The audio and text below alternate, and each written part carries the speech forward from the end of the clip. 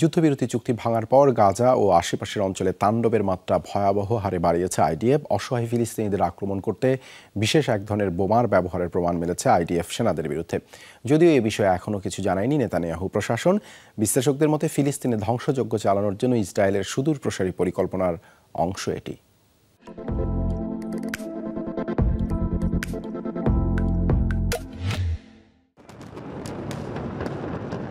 একের পর এক ইসরায়েলি হামলায় প্রকম্পিত গাজা। ১.৫ বছর ধরে চলা ইসরায়েলি তাণ্ডবে কার্যত বিধ্বস্ত পুরো উপত্যকা।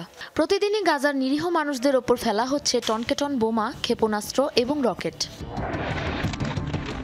ইসরায়েলের অস্ত্রবিরতি চুক্তি লঙ্ঘনের পর গাজায় বেড়েছে প্রাণহানি। সমরবিদরা বলছেন, গাজায় ব্যবহৃত সমরাস্ত্রে পরিবর্তন এনেছে ইসরায়েল। ব্যবহার করা হচ্ছে আগের চেয়েও শক্তিশালী এবং বিধ্বংসী বোমা এবং ক্ষেপণাস্ত্র, যার মূল লক্ষ্য একদিকে গাজাকে মানবশূন্য করে দেওয়া, অন্যদিকে পুরো উপত্যকাকে মাটির সাথে মিশিয়ে দেওয়া। গেল 18 মাসের নথি বিশ্লেষণ করে আমরা জানতে পেরেছি, যুদ্ধবিরতি চুক্তি ভাঙার পর গাজায় আইডিএফ এর হামলায় আগের চেয়ে আরো 4 গুণ বেশি মৃতের হার বেড়েছে।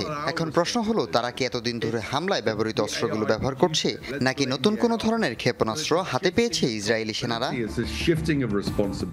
সংশ্লিষ্টরা বলছেন, নতুন অস্ত্রের ব্যবহারের ফলে প্রতিবার আক্রমণে প্রাণ যায় স্বাভাবিকের চেয়ে অনেক বেশি সংখ্যক মানুষের। মাটিতে পতনের আগেই বিস্ফোরিত হয় বোমার শেল। বিস্ফোরণের পর তা আড়াআড়িভাবে চারদিক ছড়িয়ে পড়ে, যার ফলে ছড়ানো টুকরোগুলো লম্বাভাবে ছোট জায়গায় বিস্ফোরিত না হয়ে চারপাশে ছড়িয়ে আরো অনেক বেশি আঘাত হানে। এতে হতাহতের সংখ্যা বেড়ে যায় কয়েক গুণ। যদিও এ ধরনের বোমা ব্যবহার নিয়ে এখনো কোনো বক্তব্য আসেনি ইসরায়েলের পক্ষ থেকে। সাবরিনা নুসরাত, যমুনা নিউজ।